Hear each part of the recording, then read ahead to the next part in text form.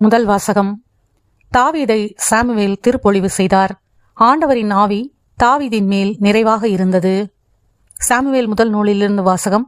அதிகாரம் 16, இறை திருவசனங்கள் 1 முதல் 13 முடிய. அந்நாள்களில் ஆண்டவர் சாமுவேலை நோக்கி, இஸ்ரேலின் அரசராக சவுல் இல்லாதவாறு நான் அவனை புறக்கணித்ததை நீ அறிந்திருந்தும் நீ எவ்வளவு காலம் அவனுக்காக துக்கம் கொண்டாடுவாய்? உன்னிடம் உள்ள கொம்பை எண்ணெயால் நிரப்பிக் கொண்டு போ. பெத்லெகேமை சார்ந்த ஈசாயிடம் உன்னை அனுப்புகிறேன். ஏனெனில் அவன் புதல்வருள் ஒருவனை அரசனாக தேர்ந்துள்ளேன் என்றார். அதற்கு சாமுவேல், எப்படி போவேன்? சவுல் கேள்விப்பட்டால் என்னை கொன்று விடுவானே என்றார்.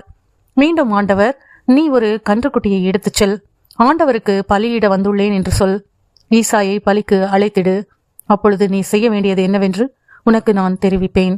நான் உனக்கு காட்டுகிறவனை நீ எனக்காக திருப்பொழிவு செய் என்றார். ஆண்டவர் கட்டளையிட்டவாறு சாமுவேல் செய்த பின் பெத்லெகேமுக்கு சென்றார். அப்பொழுது அவ்வூரின் பெரியோர்கள் அஞ்சி நடுங்கி அவரை எதிர்கொண்டு வந்து, உங்கள் வருகையின் நோக்கம் சமாதானம் தானே என்று கேட்டனர். அதற்கு அவர், ஆம், சமாதானம்தான். ஆண்டவருக்கு பலி செலுத்த வந்துள்ளேன். உங்களையே தூய்மையாக்கிக் கொண்டு என்னுடன் பலியிட வாருங்கள் என்றார். மேலும் ஈசாயையும் அவர் புதல்வரையும் தூய்மைப்படுத்தி பலியிட வருமாறு அழைத்தார். அவர்கள் வந்தபோது அவர் எலியாவை பார்த்தவுடனே, ஆண்டவரால் திருப்பொழிவு செய்யப்பட்டவன் இவனாகத்தான் இருக்கும் என்று எண்ணினார். ஆனால் ஆண்டவர் சாமுவேலிடம், அவன் தோற்றத்தையும் உயரத்தையும் பார்க்காதே, ஏனெனில் நான் அவனை புறக்கணித்து விட்டேன்.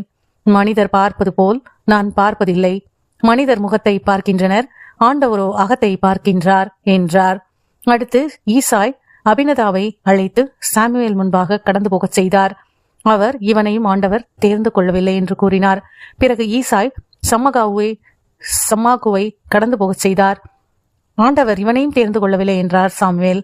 இவ்வாறு ஈசாய் தம் 7 புதல்வரை சாமுவேல் முன்பாக கடந்து போகச் செய்தார். இவர்களையும் ஆண்டவர் தேர்ந்து கொள்ளவில்லை என்றார் சாமுவேல். தொடர்ந்து சாமுவேல் ஈசாயை பார்த்து, உன் பிள்ளைகள் இத்தனை பேர்தானா என்று கேட்க, இன்னொரு சிறுவன் இருக்கிறான், அவன் ஆடுகளை மேய்த்துக் கொண்டிருக்கிறான் என்று பதிலளித்தார் ஈசாய்.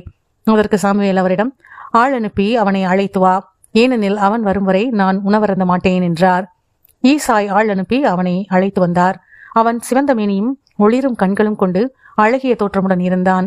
ஆண்டவர் சாமுவேலிடம், தேர்ந்து கொள்ளப்பட்டவன் இவனே, எழுந்து இவனை திருப்பொழிவு செய் என்றார்.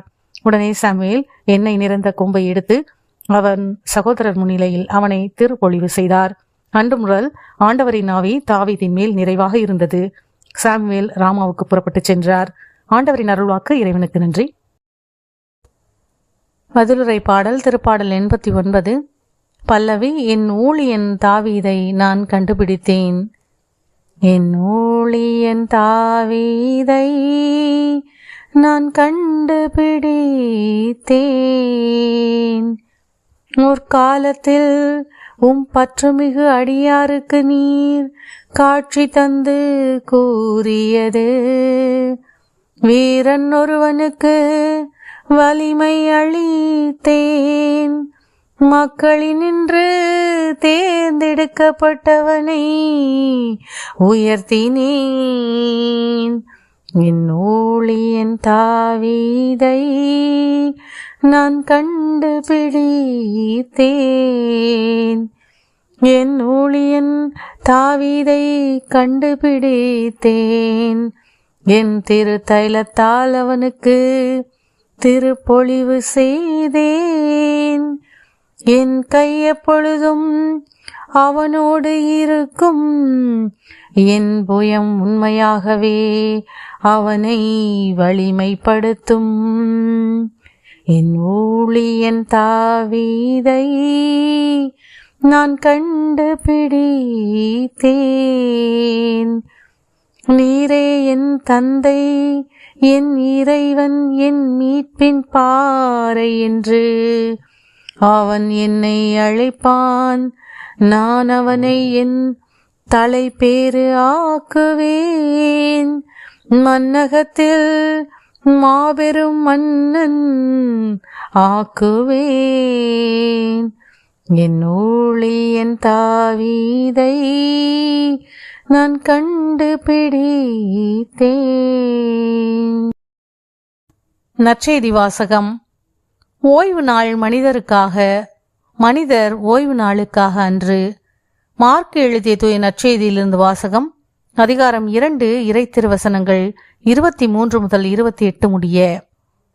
ஓய்வு நாளில் இயேசு வயல் வழியே செல்ல நேர்ந்தது. அவருடைய சீடர் கதிர்களை கொய்து கொண்டே வழி நடந்தனர். அப்பொழுது பரிசேயர் இயேசுவிடம், பாரும், ஓய்வு நாளில் செய்யக்கூடாததை ஏன் இவர்கள் செய்கிறார்கள் என்று கேட்டனர். அதற்கு அவர் அவர்களிடம், தாமும் தம்முடன் இருந்தவர்களும் உணவின்றி பசியாயிருந்தபோது தாவீது என்ன செய்தார் என்பதை நீங்கள் வாசித்ததே இல்லையா? அபியத்தார் தலைமை குருவாய் இருந்தபோது தாவீது இறை இல்லத்திற்குள் சென்று குருக்களை தவிர வேறு எவரும் உண்ணக்கூடாத அர்ப்பண அப்பங்களை தாம் உண்டதுமன்றி தம்மோடு இருந்தவர்களுக்கும் கொடுத்தார் அல்லவா என்றார். மேலும் அவர் அவர்களை நோக்கி, ஓய்வு நாள் மனிதருக்காக உண்டாக்கப்பட்டது, மனிதர் ஓய்வு நாளுக்காக உண்டாக்கப்படவில்லை. ஆதலால் ஓய்வு நாளும் மானிட மகனுக்கு கட்டுப்பட்டதே என்றார். ஆண்டவரின் அருள்வாக்கு.